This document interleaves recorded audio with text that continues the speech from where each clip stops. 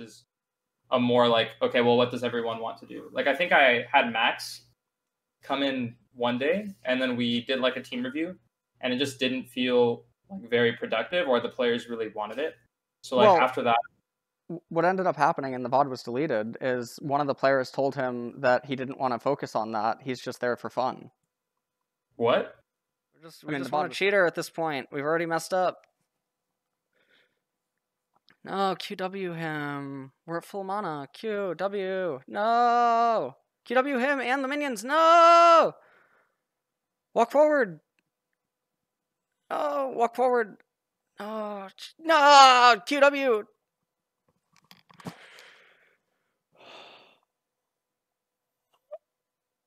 Silas was doing really well. He just made a few big errors on spellcasts and like when. Yeah. Okay. Oriana should, yeah. Okay, good. Okay, no.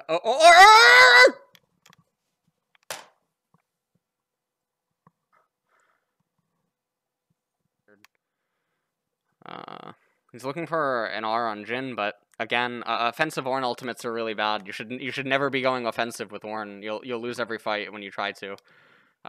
Because their champions are just way better versed at playing front to back. Okay. I mean, I guess when he curtain elixir, get elixir. This is it. This is game point. You need elixir. Get elixir. Buy it. Buy 500. Just get the dragon. Just get the dragon. Just get the. Oh Jesus Christ. R. That's a late R. It's a late R. He should have just R'd. Should have just R'd because you get more value out of Draven. You make him use spells or he's dead too. No. Okay. Okay, they're getting it. Okay, keep. No! Oh!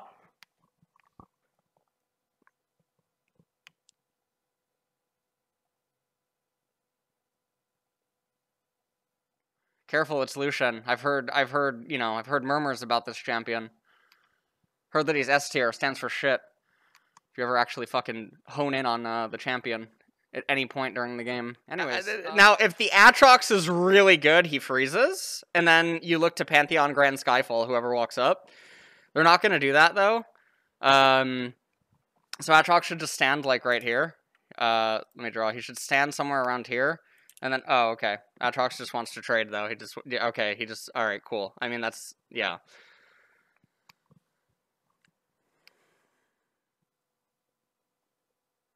Wow. They're trolling now. When I've listened to some of the comms, there's a lot of useless comms, and no one points out that they're useless and that they're pointless, right? A lot of information is, like, told to each other that the player should already know. Like, for instance, if, like, a Galio ults top lane, and there were two people there, and then someone says Galio ult, everyone should already know Galio ult.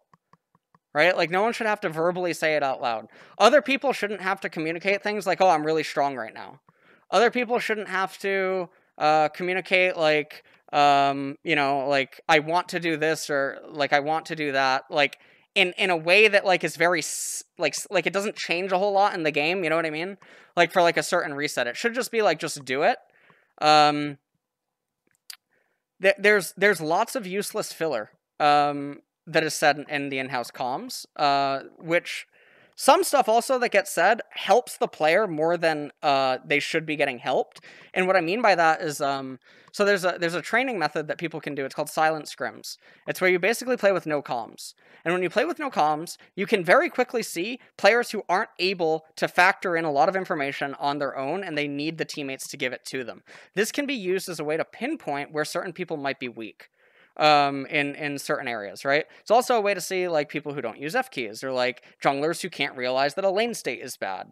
It's also, like, so for instance, like, last game, Echo, like, pinged on the way mid. It seems like he knows that, he needed to go mid, that it was a timing to go mid. Now, some junglers might say to a mid laner, oh, you should have told me to come mid. No, he shouldn't have told you to come mid. He doesn't need to tell you to come mid. If you understand League of Legends, you can look mid yourself, which is what you should be doing in between auto attacks, or like while you're idly running back to your jungler or something, and you could tell that you have to go mid on your own. Now, obviously, inside of a tournament, yes, you do stuff like this, but inside of practice and scrims and like in-houses and stuff, these types of things should be getting pointed out, and they should be ridiculed, and they should be aimed to basically kill as quickly as possible, because that's how you get better. And then another thing about in-houses is you can see that a lot of people are not willing to go off of comfort. And that's another really like bizarre thing to me, because you shouldn't be worried about like performing super well in the in-houses or something. You should be worried about getting better. Another thing that is also really weird is like these drafts, right? Like these drafts are like these drafts are nonsense. Like that's very strange to me. I don't know how we're arriving at like draft. I don't think I've ever seen like one good draft that I like ever made it the entire way where I'm like, oh, okay, this is cool. Like this is fine. Lots of champions just get selected at like random points, laning phases. It's really weird. It's like, if you watch the Syndra, the last 3 games, like on the Sylas and Galio games, the Syndra player was doing a lot of really good shit that seemed like he was aware of what was happening in the lane. But then you watch him do stuff like the auto on Galio when Jace was screwed. You watch him do stuff like stayed away 4 versus here. You watch him do stuff like, not take the trade all the way against Fizz at level 5. You watch him do stuff like not go Merc Treads. And all of a sudden, it begins to seem like he's playing out patterns, but he doesn't understand why he's playing them out. And that's a problem. Because if you play out patterns, but you don't know why you're doing them, then sometimes it'll backfire, or you'll blunder and then actually like throw everything away, that you were doing good. So stuff like that. Best item for Azir is a power surge so that you can press the off button if you ever lock him in by accident. That's the new icon for... Oh, this is a long time ago. Oh, okay, this is a very long... Oh, there's even Leon... There's me. That's me right there. That's definitely me. Right there, yep. Yes, sir. And look, it's Tomio. It's Tomio on Kia... Actually, no, it can't be Tomio. He won the game. That's not possible. Oh, man. Yes, sir. This is the least enjoyable I've ever found Korea to be. And they're typing like fucking monkeys too, dude. Holy shit. They're just typing in all chat. They're all like just flaming each other. Everyone's just saying open. Like literally all that goes through my mind is I'm at a zoo and like chimpanzees are like shitting in their hands and just throwing it at the wall. And they're fucking like, they're itching their armpits. And fucking screeching. That's like... God, man.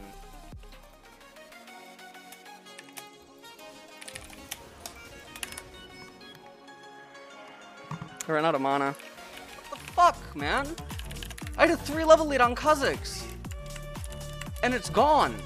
By the way, this is the other thing. This is the other thing that's like repulsive, right? How is he 8, man?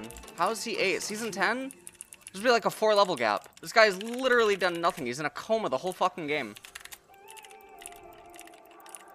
Guy is literally in a coma, and somehow he's within even level. Like what did I miss in the patch notes? Did I miss something? Did I actually like am I not reading something in one of the notes? Because it used to be like I messaged Malice about this too. Like I went to him, I didn't get a reply yet. I wanted to ask him if he's noticed that he's not like 3 and 4 leveling these people that like drool on themselves anymore.